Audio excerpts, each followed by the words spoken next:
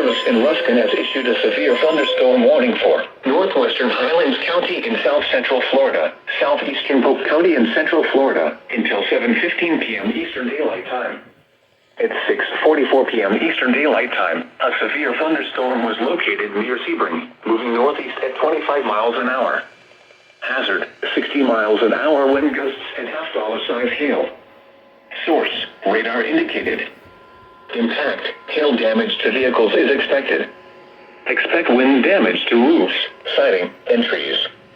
Locations impacted include Sebring, Avon Park Air Force Range, Sebring Shores and Avon Park Executive Airport.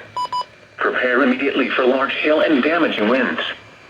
People outside should move immediately to shelter inside a strong building. Stay away from windows. Repeating, a severe thunderstorm warning has been issued until 7:15 p.m. Eastern Daylight Time for the following county: Polk, Florida.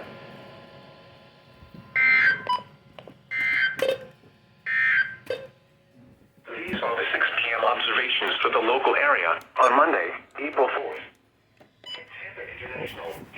We did it! 300th cat.